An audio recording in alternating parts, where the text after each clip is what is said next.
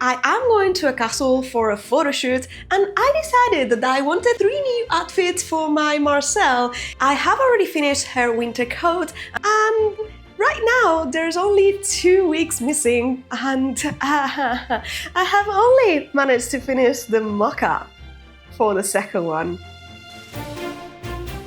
Yes, I only have 2 weeks left to finish this huge cosplay. And I definitely underestimated the amount of time it would take me to draft the patterns from scratch. Fortunately, you don't have to worry about that part because I will be linking all my patterns in the description once they are ready. After adjusting and testing the fit of the corset, I also cut the first draft of the skirt. But I still have to figure out a way to add volume to it. That is going to take a little bit more testing. For now, it is time to start cutting the first pieces. What could possibly go wrong? And I got like 2 or 3 meters, I don't even know how much is in here. Hopefully I got enough. Yeah, once again, I may have underestimated the amount of fabric that I am going to need, but it's okay because we are gonna make it work.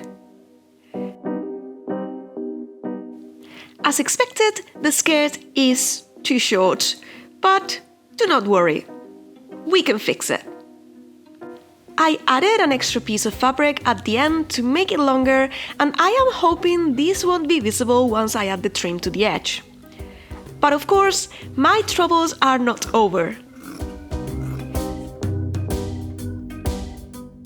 Because the fabric I am using is velvet, and you cannot press velvet normally with your iron.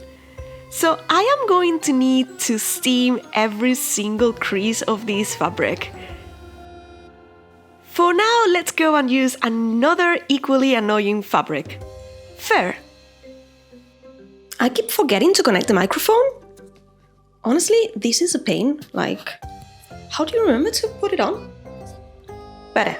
So, I'm gonna cut the fur. And if you don't know how to cut fur, I'm just gonna show you what's the... I wouldn't say the best way to cut fur, because cutting fur is just not good at any given point. But basically what you want to do is you want to turn your fabric so you are facing the side without the fur, and I'm just gonna mark it and then I'll show you what I do. That has been cut straight, so my fibers are shorter and looking very blunt at the front, and these fabrics over here, this side over here, has been cut from the back, not reaching all the way, so all the fibers are longer and are hiding that edge over here. You can do it with small scissors, but if you're very careful, you can just do it with the very edge of the big scissors as well. However, you're gonna have a lot of fluff, so here is where you have your masking tape.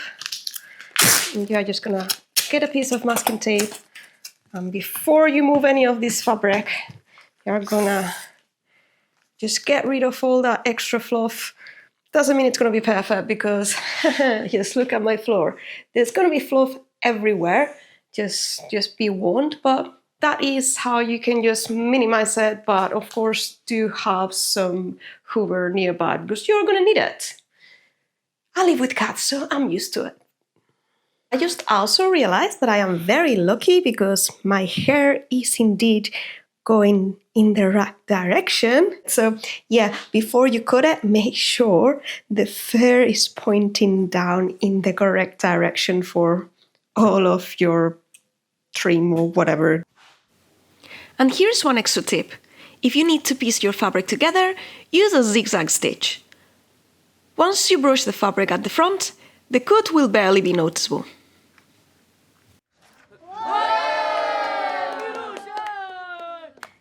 Of course, my skirt is technically a circle.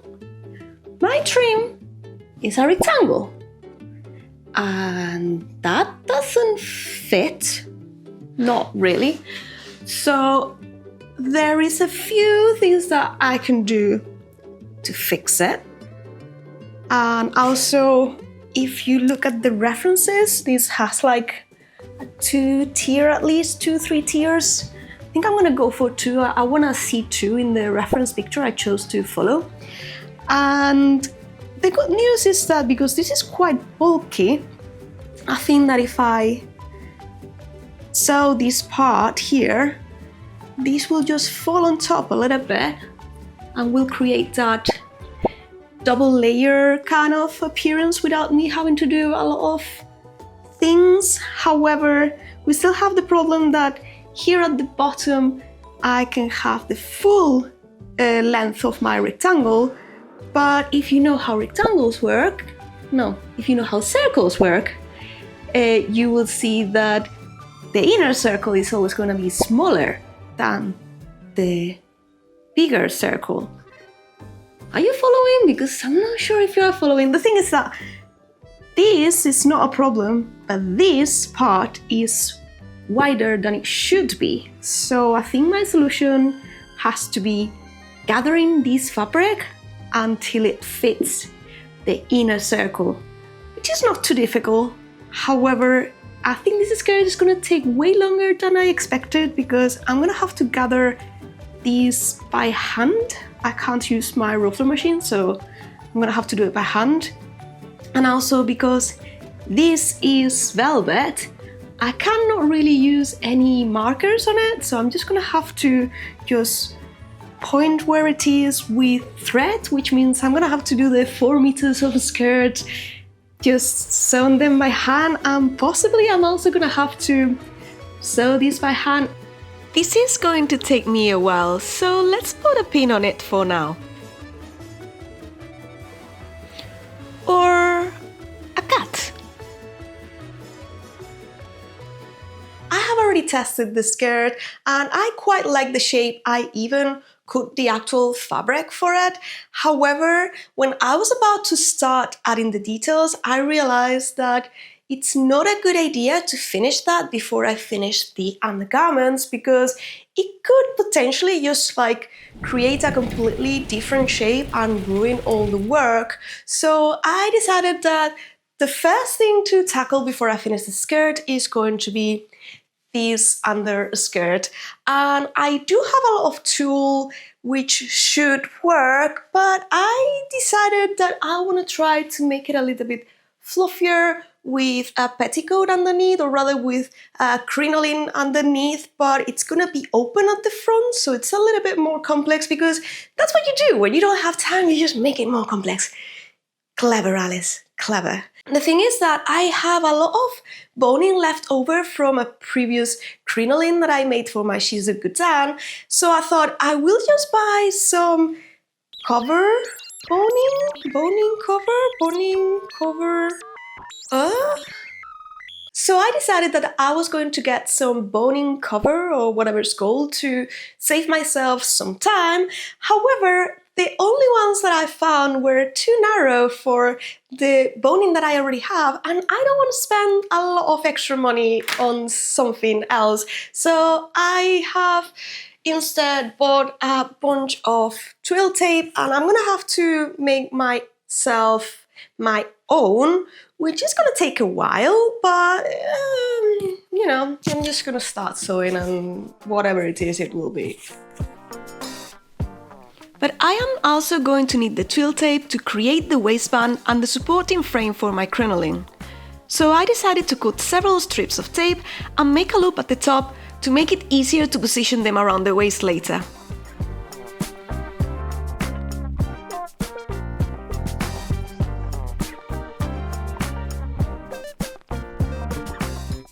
It was now time to experiment with the boning.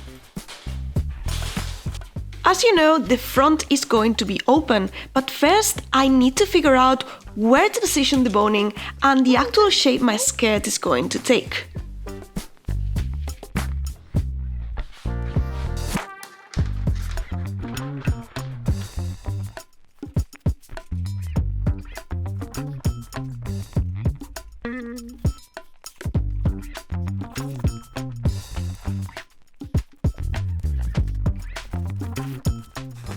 Okay, there's a few faults with this design. As I thought this is not gonna work. To be honest, I thought this was gonna work a little bit better, but I think I'm gonna have to do the other solution that I was thinking about.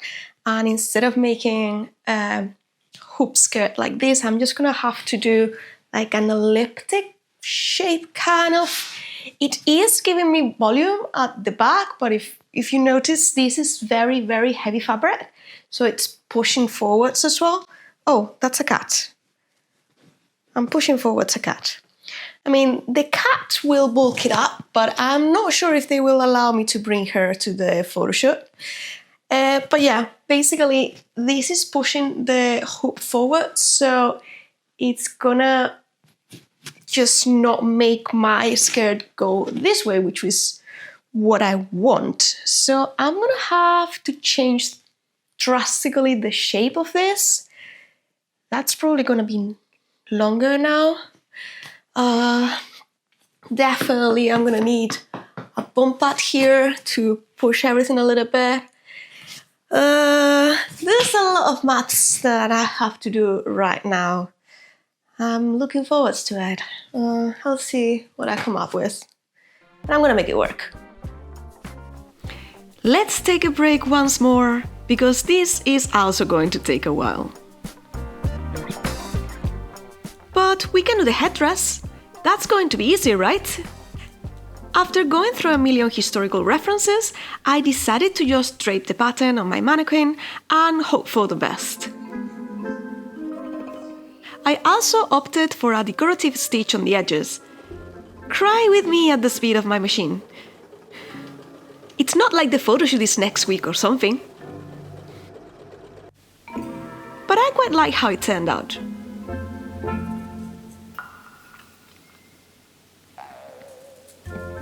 I added a piece of trim to the edge before I attached the lining I sewed it in place.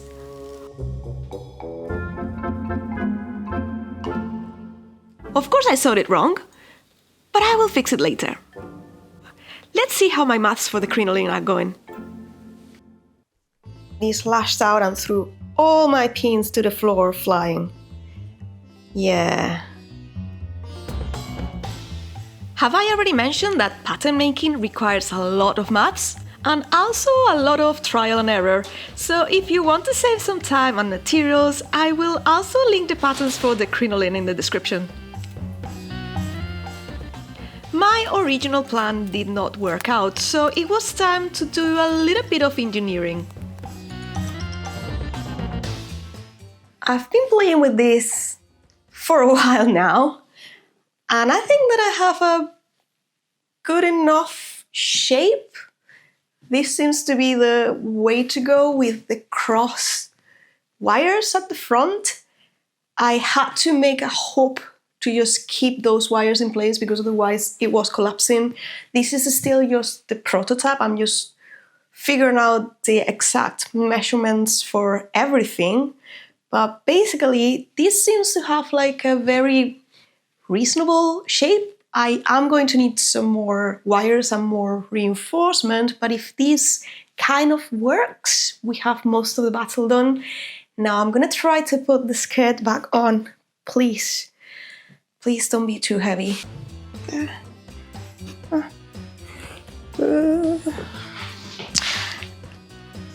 And it's still wrong. Damn it. But I still have hope that this can be fixed, and we are getting closer to the final shape. Yeah, that could actually work. Maybe. Of course, this is just a prototype. I need to take it apart and start over again. And I still need to prepare all the boning channels and prepare the boning.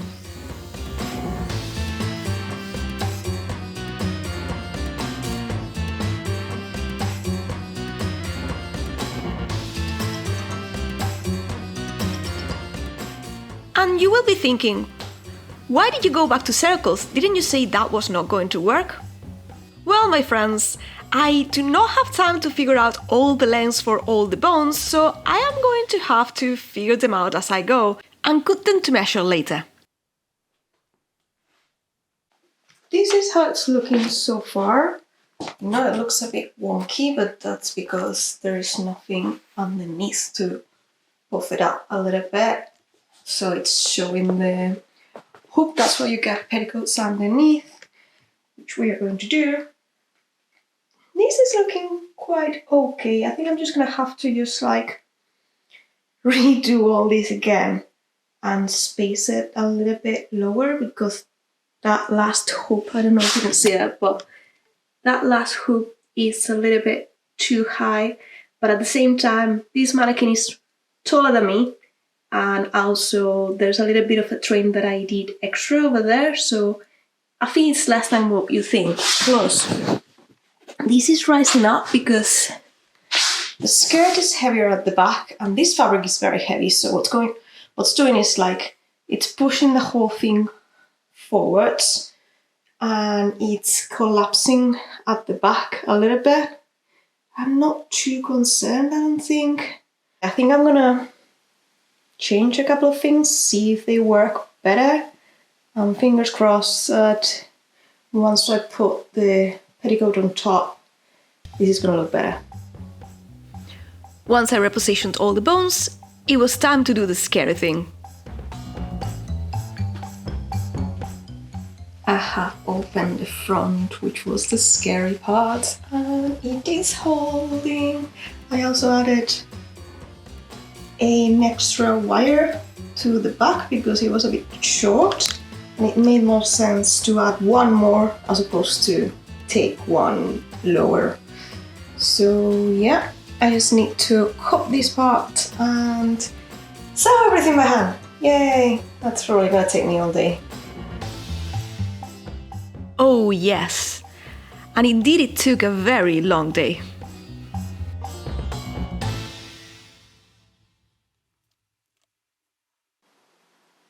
Guess whose cat just decided to get a hairball on the fair? Yeah. Because I have extra time. No, I don't. And that wasn't the only issue.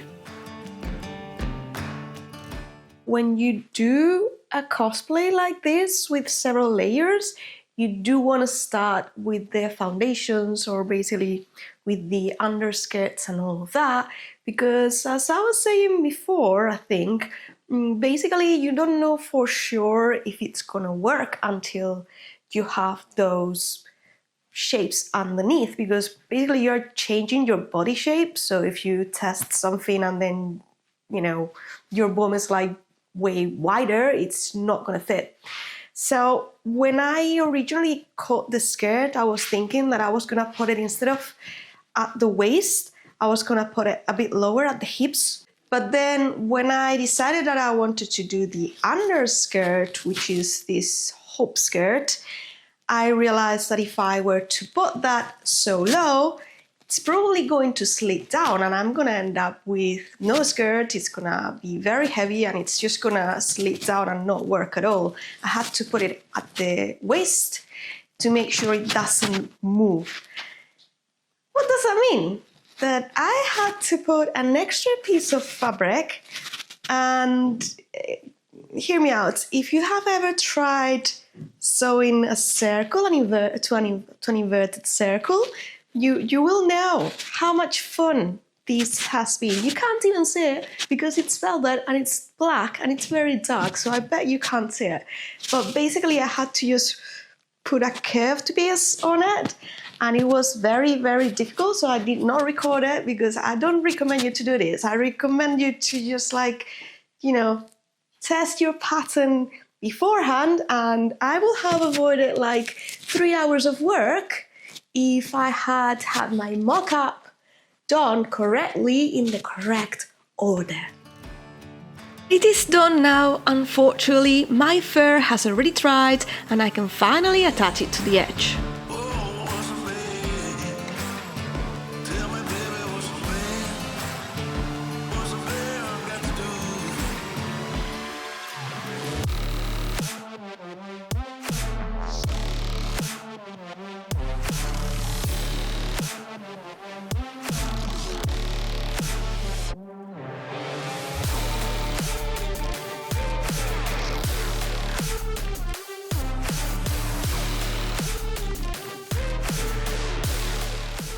I also decided to use my mock-up as a lining, and my skirt was complete. Or I thought so. One more update on the skirt. Do not mind the lining peeking, it's not attached yet. And the boning is also peeking a little bit, but I haven't put the skirt correctly because this is getting very, very heavy. I'm just happy I didn't go for only fur, because even if I chose this other fabric, which was supposed to be lighter than that, it's still very, very heavy. I think I would have chosen something lighter if I were to try again. But this is looking fairly okay. I think I like it. I think this is going to close a little bit more at the front, otherwise I'm going to have to cut that bone in the middle as well. But I am hoping, really hoping this works, but it's already a nice enough shape, but very, very bulky. I'm still concerned. I have about a week left and I haven't even started with the corset, and my cat is trying to eat my things as well, so yeah. But when I tried it on, it was worse than that. The skirt was collapsing my crinoline, and I didn't have a lot of time to troubleshoot it. I am going to try to fix it later, but I really need to get going with the corset. I have already made a lot of corsets in this channel, so how about the rapid fire? I sew all the pieces of the corset and I opened the seams using only the steam of my iron. I added a piece of trim to the front and sewed 2 more layers of cotton and canvas to reinforce the corset. I carefully pinned my canvas and cotton together and sewed basting stitches in the middle of the seams. I also sewed a row of stitches to each side of the seams to create the boning channels. I cut my boning pieces slightly shorter than the channels, and I finished the edges by sanding and taping the ends with electric tape.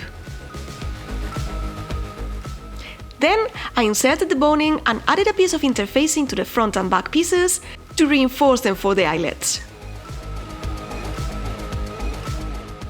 I tidied up the edges and sewed the structural layer to the outer fabric at the top and sides. I turned my fabric inside out and I continued by sewing more boning channels to the front and back so I could insert the lacing here.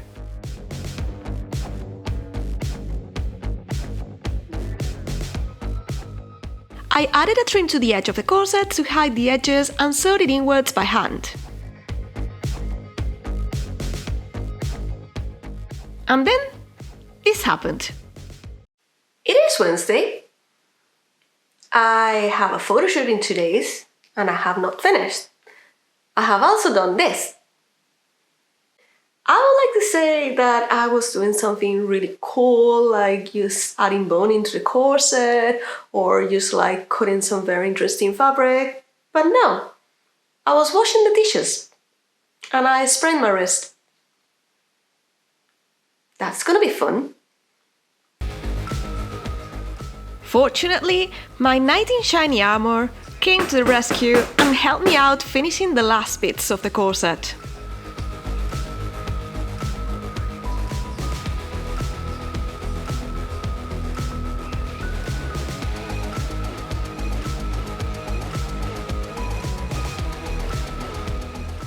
There are only a few more pieces left to finish. The sleeves are just a curved rectangle with a piece of fur at the top. And I lined them to create the channel and add an elastic band so they don't slide out. I also made the arm warmers and finished them with a piece of trim. And at the very last minute, I also created a bespoke petticoat with a long trim. This was actually my solution to hide the boning of my crinoline, which was still visible when I wore the skirt. It is not the best solution, but it worked. But in case you have forgotten, we are going to a castle, so let's pack! It just collapses on itself, so it's not that bad.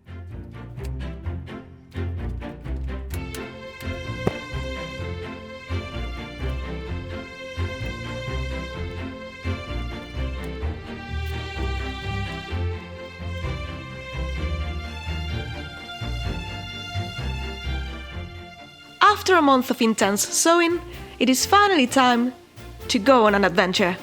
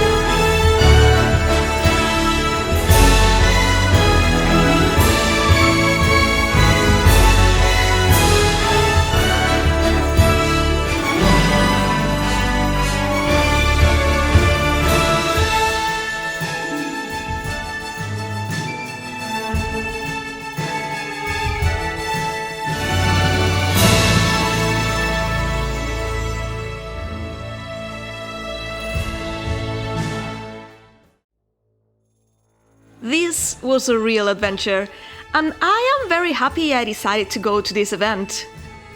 I did finish my Dungeon Master Marcille on time for the photoshoot, but I did have to give up on the chemise. And I know some of you are curious after the last video as to why I didn't take any pictures with the coat. As you see, I did wear it for a bit, but not too long. The day of the event, we were in the middle of a heatwave, and not only that, heavy rains were expected for the afternoon. As I didn't know if I would have time to take pictures with all of the costumes, I decided to just skip it and just wear my Dungeon Master instead. There was also the issue with my coat buttons. My wrist was still healing and I simply couldn't close them by myself. In the end, I think it was the right decision. And eventually the sun came out again. But this was only day 1 of the event. On day 2, I also got to wear my Wednesday cosplay. And my new Chichi. And if you are interested, stay tuned because I have a chip out tutorial planned for the near future. Although I finished my Marcille cosplay in June, I am still going to consider it as part of my 13 cosplay challenge. After all, I just finished editing the videos. Which means I still have 6 new cosplays to show you before the end of the month. Once again, thank you to my patrons for supporting me and thank you for watching. And I will be seeing you in the next adventure.